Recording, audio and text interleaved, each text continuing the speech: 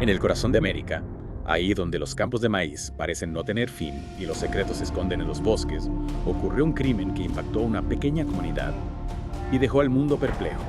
Lo que hace este caso aún más escalofriante es la edad de la responsable, una adolescente. Sí, una vecina, alguien en quien la víctima, Elizabeth Olden, de tan solo 9 años, podría haber confiado.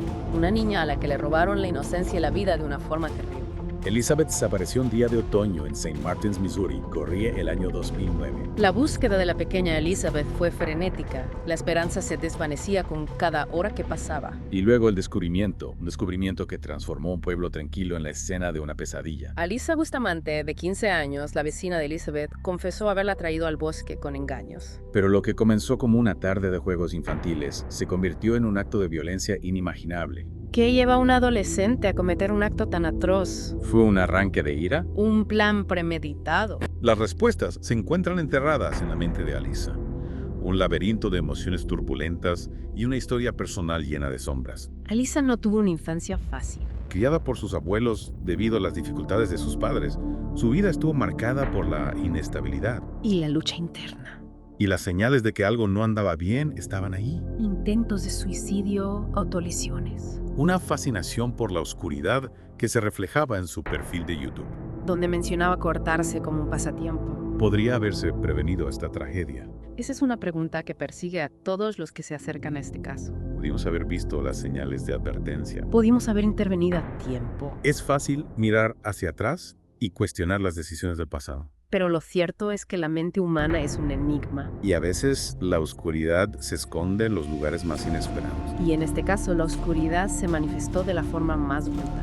El cuerpo de Elizabeth fue encontrado en una tumba poco profunda. Que Alisa había cavado días antes. Había sido estrangulada, degollada y apuñalada. La brutalidad del crimen conmocionó incluso a los investigadores más experimentados. Los detalles son difíciles de procesar. Son detalles que nos recuerdan la fragilidad de la vida La capacidad del ser humano para el mal. y nos dejan con una sensación de profunda tristeza e impotencia. Pero dentro de este horror hay un elemento que perturba aún más. Las palabras que Alisa escribió en su diario el día del asesinato, Increíble, escribió. admitiendo sentirse nerviosa pero también extrañamente satisfecha. Esas palabras nos congelan la sangre. Nos obligan a confrontar la posibilidad de que Alisa no solo haya actuado con premeditación. Sino que también haya encontrado algún tipo de placer en el acto mismo de matar. Esa entrada del diario abre una ventana a la mente de Alisa.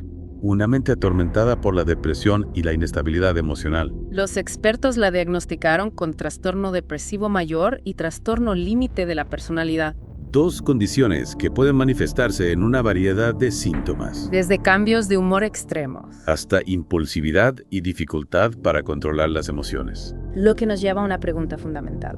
¿Cómo contribuyeron estos trastornos al crimen? ¿Fueron la causa principal o simplemente un factor agravante? Es una pregunta compleja. Que los psicólogos y criminólogos siguen debatiendo hasta el día de hoy. Desentrañar la madeja de la mente humana. Entender las motivaciones detrás de actos tan horribles. Es una tarea que nos desafía a confrontar nuestros propios límites de comprensión. Y hay otro detalle que añade aún más misterio a este caso. Horas después del asesinato, Alisa asistió a un baile de la iglesia con total normalidad. Como si nada hubiera pasado. ¿Cómo es posible esa desconexión? Era una forma de enmascarar su culpa. ¿O acaso su mente ya había bloqueado el horror que había perpetrado? Este comportamiento tan incongruente con la brutalidad del crimen solo intensifica el misterio que rodea a Alisa Bustamante. Era una adolescente perturbada que sucumbió a sus demonios internos. ¿O había algo más siniestro en juego? Para intentar comprender, debemos profundizar en los detalles de su vida. Analizar las evaluaciones psicológicas. Y confrontar las preguntas incómodas que este caso nos plantea. Preguntas que nos llevan al centro de la oscuridad humana. Y que nos recuerdan que a veces la verdad puede ser más aterradora que cualquier ficción. La aparente normalidad de Alisa después del crimen es uno de los aspectos más escalofriantes de este caso. Es como si llevara una máscara, Sí.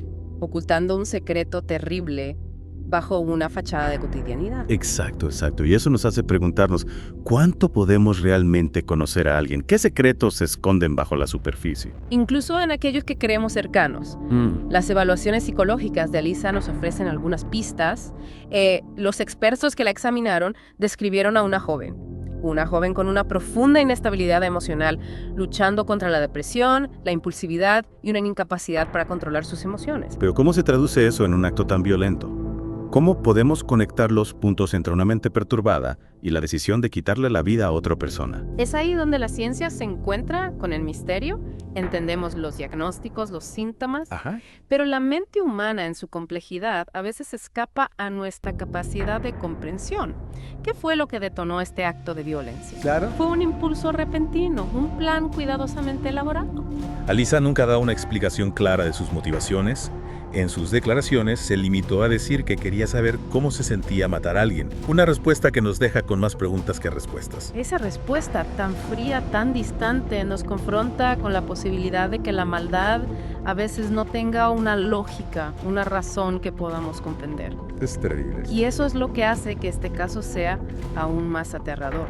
Porque nos recuerda que la oscuridad puede existir en cualquier lugar, incluso en el corazón de un adolescente aparentemente normal.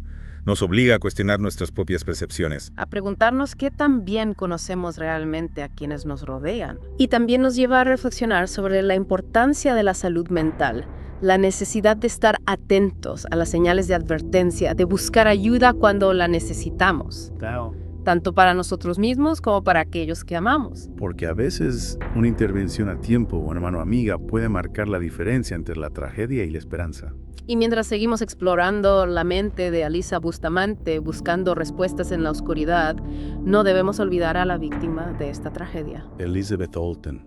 Una niña a la que le robaron la vida antes de que pudiera vivirla plenamente. Su memoria nos debe servir como un recordatorio de la fragilidad de la vida, de la importancia de proteger a los más vulnerables. De luchar contra la oscuridad con la luz de la compasión y la justicia. El juicio de Alisa Bustamante fue complejo, desgarrador. La comunidad de St. Martins, Missouri, se dividió entre aquellos que buscaban la máxima condena y aquellos que abogaban por una segunda oportunidad para una joven con problemas mentales. Finalmente, Alisa se declaró culpable de asesinato en segundo grado y acción criminal armada, aceptando un acuerdo que le evitaba la pena de muerte. Fue condenada a cadena perpetua con posibilidad de libertad condicional en 2024 por el cargo de asesinato, más una condena adicional de 30 años por el cargo de acción criminal armada. En la práctica, esto significa que su fecha de liberación más temprana sería en 2054, cuando tenga 60 años. Una posibilidad que sigue atormentando a la familia de Elizabeth, que aún busca sanar las heridas de una pérdida tan devastadora. La madre de Elizabeth, Patricia Price, también presentó una demanda civil contra Alisa, buscando justicia para su hija. y asegurando que no se beneficiara económicamente de su crimen. El acuerdo alcanzado obliga a Alisa a revelar cualquier ganancia que obtenga por la cobertura mediática del caso, una pequeña victoria en una batalla legal y emocional que aún no ha terminado. Y mientras Alisa cumple su condena, el caso de Elizabeth Olten sigue resonando en la mente del público, generando debates sobre la responsabilidad criminal, la salud mental y la naturaleza humana. Es una historia que nos confronta con preguntas incómodas Que nos obliga a mirar hacia el abismo de la oscuridad humana. y que nos recuerda que a veces las respuestas que buscamos se encuentran en los lugares más inesperados. Y a veces esas respuestas no llegan, dejándonos con la incertidumbre y el peso de un misterio sin resolver. Este caso, el de Elizabeth Olten y Alisa Bustamante, nos deja con un nudo en la garganta, con una sensación de vacío que se extiende más allá del horror del crimen. Es la incertidumbre, la falta de respuestas claras, lo que hace que este caso sea tan perturbador. Exacto, a pesar de las investigaciones, los juicios, las evaluaciones psicológicas, todavía hay piezas del rompecabezas que no encajan. ¿Qué fue lo que realmente impulsó a Alisa a cometer este acto tan atroz? ¿Cómo una adolescente aparentemente normal pudo albergar tanta oscuridad en su interior? Y esa falta de respuestas, esa incapacidad de comprender completamente las motivaciones de Alisa, nos deja con una sensación de inquietud, de vulnerabilidad.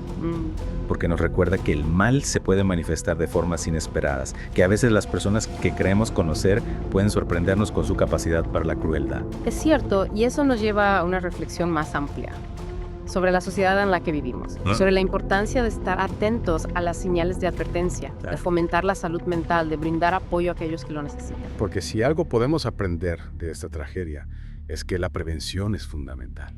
que debemos estar más presentes en la vida de nuestros seres queridos, que debemos ser más sensibles a las señales de que alguien está luchando con sus propios demonios internos. Y no solo en el ámbito familiar, Ajá. también en las escuelas, en las comunidades, en la sociedad en general. Debemos crear espacios donde la salud mental sea una prioridad, donde se pueda hablar abiertamente de los problemas emocionales sin miedo al estigma, al rechazo. Porque muchas veces la diferencia entre la tragedia y la esperanza es la posibilidad de pedir ayuda a tiempo. Encontrar un oído que escuche, una mano que sostenga. El caso de Elizabeth Olten es un recordatorio doloroso de esa necesidad, es un llamado a la acción para todos nosotros, un llamado a construir un mundo donde la empatía, la compasión y la comprensión sean los pilares de nuestra convivencia. Un mundo donde la memoria de Elizabeth sirva como un faro, guiándonos hacia un futuro donde la oscuridad no tenga espacio para crecer, donde la vida sea celebrada y protegida y donde la justicia y la esperanza prevalezcan. Y así, con un peso en el corazón, pero también con la determinación de aprender de esta tragedia y trabajar por un futuro mejor, nos despedimos de este profundo análisis del caso de Elizabeth Olten, un caso que nos ha confrontado con la oscuridad del alma humana, pero que también nos ha recordado la importancia de la luz, la compasión y la esperanza. Hasta la próxima.